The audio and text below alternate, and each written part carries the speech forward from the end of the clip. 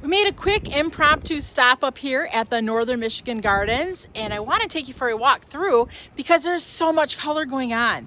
I'm going to apologize right off the bat. I do not have my mics with me or anything. I did not know we were coming, but I do think it's worth taking you and showing you what's blooming. Hi, I'm Heidi from Garden Crossings, and this is a zone, probably like a 5B or so garden here up in Northern Michigan. And it's exciting to see these gardens now that they're starting to wake up. So let's go ahead and take a look and see what's blooming. In this little area of the garden, there's a lot of hellebore that kick off the season. And a few years ago, this was an area that actually the deer had really munched on those hellebore, and we didn't have hardly any flowers. But I'm excited to see that this year we do have flowers. The nice thing with the hellebore, also known as Lenten rose, is that even when the flowers are past their prime, they still put on a pretty show of color, as we're seeing here in the garden today. Look at these. I mean, these are probably a good 3-4 weeks past their prime, but the color is still just so amazing. So this is really probably the first flower that started blooming up here. And oh, this one here they got at. There's no flowers. But these are the first flowers that start blooming in this garden and kind of really just kick off the season. Look at that. Aren't they so pretty? I like them too because you can cut them and put them in a dish or in a bowl and float them. The Bernera is also putting on its periwinkle blue blooms, and they're looking pretty nice. These were only planted maybe a year ago or so, so they're not super big plants yet, but it is nice to see that little splash of the periwinkle blooms. We have the spirea, and they're starting to leaf out a little bit. It's always pretty to watch those spirea leaf out because of the color. Now, I don't remember which ones these are, so I am going to apologize. But it's interesting to see how the foliage on spirea changes from when it's first leafing out until later on in the season when it has the sun and all that on it. It can totally change its color. Rod's out there doing just a little weeding here. If you see them, you pick them, right? So things are just starting to poke through here. We've got some allium. That's that little grass-like looking foliage. More of the spirea. Hey, Rod, do you remember what spirea this is? He thinks it's either doozy or big bang. But look at that. That foliage, it just pops so nice. Even when the ground is so kind of barren and dark looking, those pops of the spirea color is really quite pretty.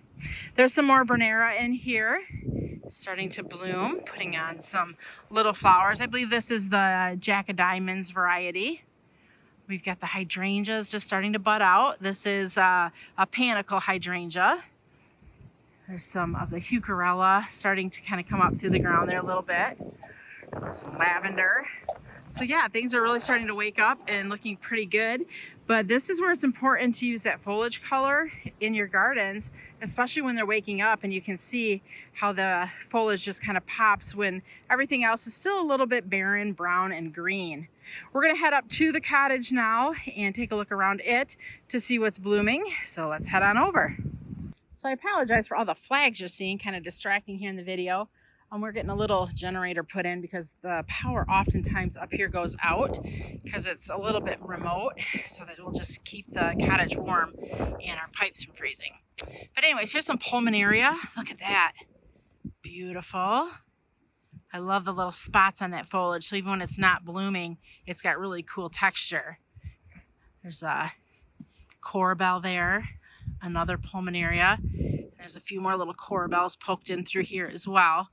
So we did use corbels and pulmonaria in this space, especially because they tend to be more deer resistant. So that's kind of the plant of choice. Let's walk across the aisle here. Some more Bernera. You do see a little hosta poking up there. And surprisingly enough, the deer really have not touched those hostas, which is kind of crazy. Some more of the Bernera. Now we're going to take a look over the edge of this area here and see once what is blooming down in these tiered garden beds. You can see there's a lot of tiers of garden here. So 1, 2, 3, 4, 5, 6 tiers going down because this is such a steep incline. So as we kind of take a look down there at that first incline, the yellow foliage you're seeing, that's all bleeding heart. And that's so pretty. There's a few little Jacob's Ladder, a couple of Pulmonaria and Bernera starting to bloom down there. I think to go see the other levels, we'll have to get it from the bottom up. So we'll head down that way in just a minute and see what might be blooming down in those lower levels. One grass that I've really been pleased with, and I'm so glad we planted, is the Hecklenachloa all gold grass. So that is those little sprigs of yellow that you're seeing starting to poke up in this space of the garden. I love it when they are more mature because they are about 12 or 18 inches tall, and they just kind of are wispy and kind of wrap around that rock there. It just gives such a soft and really pretty look. I like that yellow up against the blue of the cottage too. That is, I don't know, just an additional little neat thing for that space. On this side of the entrance, things are really flushing out nicely. So our rhododendron, we didn't get any blooms on it this year. We never got out and got it covered up. So the deer did eat all the buds off it, which has probably happened every year. So I don't know, I think maybe one year we saw it bloom. But it's our problem. We probably should just pull it out at this point and put something that we don't have to worry about the deer eating. But it could be so pretty though if it would bloom. We've got some Jacob's Ladder down there. Also some corbels. There's some bleeding heart right up against the back row there, up against the cottage. That's the gold heart bleeding heart with those pink blooms, and I love how they pop. It's just, again, you gotta use that foliage color, especially in your spring gardens. Here's a beautiful Jacob's Ladder. I'm gonna put the name up on the screen because it's lost. I don't know what it is right now, but you can see how that foliage is really pretty with that lighter yellowy green as well. We do have to take down our winter porch pot, or winter hanging basket. I guess it's really not a porch pot. But this was so beautiful in the winter. Just watching the snow collect on it when it was lit up at night. It was just so gorgeous. We do have a few bulbs that we kind of sprinkled throughout in this bed of the daffodils. So I thought there was actually more than what I'm seeing. So I'm surprised there's only just a few. Here's some of the bleeding heart blooming too. That's really pretty. That's more the fern leaf bleeding heart, just starting to put on some flowers. Monarda's coming back good. That's that kind of dark foliage. It's actually going to be green when it's summertime. We have heaven sent palamonium starting to bloom there in the background, the purple. Here's saxifraga. This is what this looks like when it's in a garden. These are just starting to open up a little bit. Isn't that pretty? A nice little ground cover. Looks like the cone flowers are all coming back really well. That's good. Just keep walking down the drive here and see what else we've got. This little bed here has some more of the Pulmonaria blooming. It's got an astilbe. That's the dark foliage you're seeing there. Those daffodils, those are all done. This area really wasn't planted much for spring color. Here's more of the Hecklenachloa all gold grass. We have this alternated with I think this is the wildberry heuchera.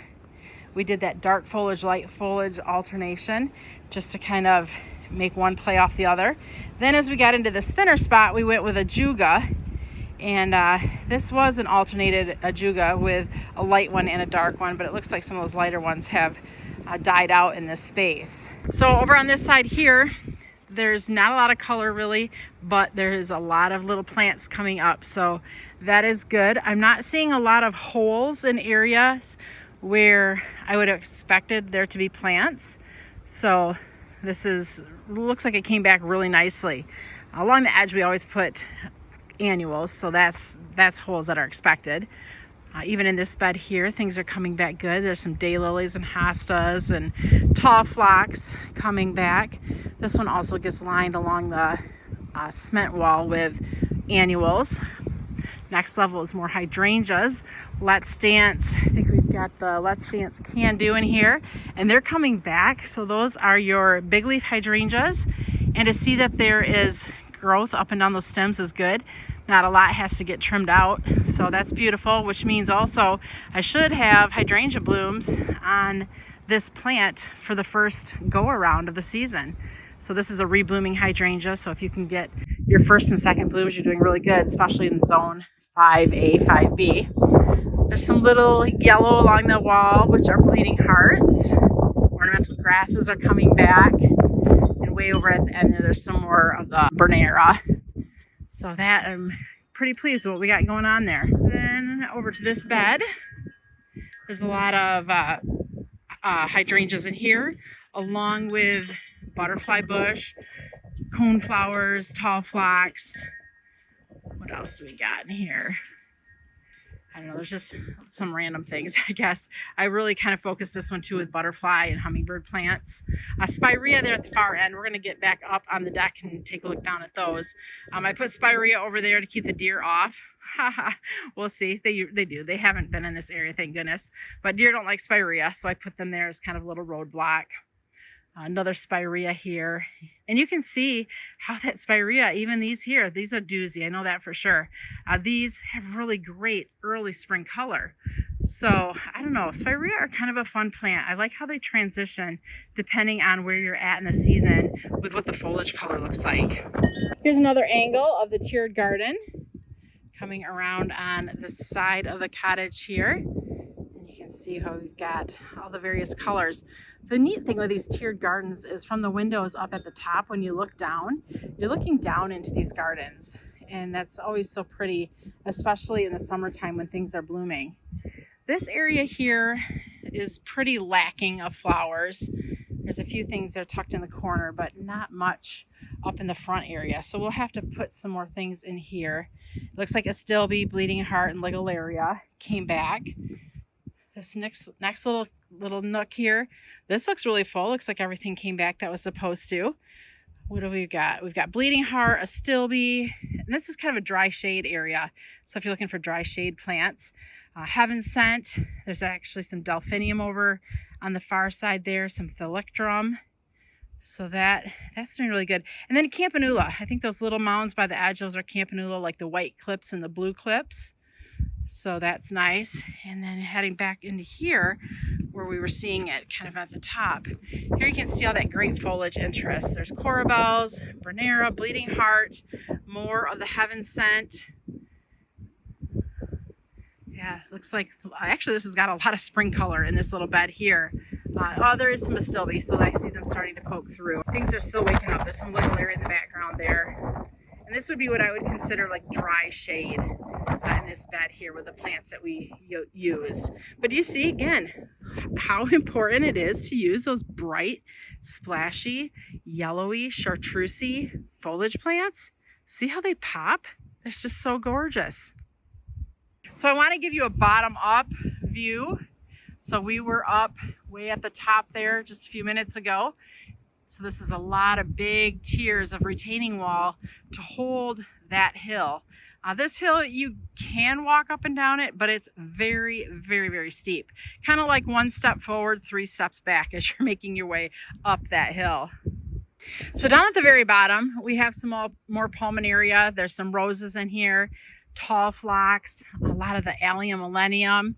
We even have some hydrangea invincible ruby, which is starting to put on its growth. Look at that, and that's such a beautiful sight to see that things are starting to really bud out here. Thank you for walking through the garden with me today for this kind of kickoff to the season color here at the Northern Michigan Garden. We'll be sure to update you on what's blooming as we head into summer and as things really start to fill out. But I do think it's important to take a look at the structure and the bones behind the garden before it really starts to put on its color. Thanks for watching. I'm Heidi from Garden Crossings.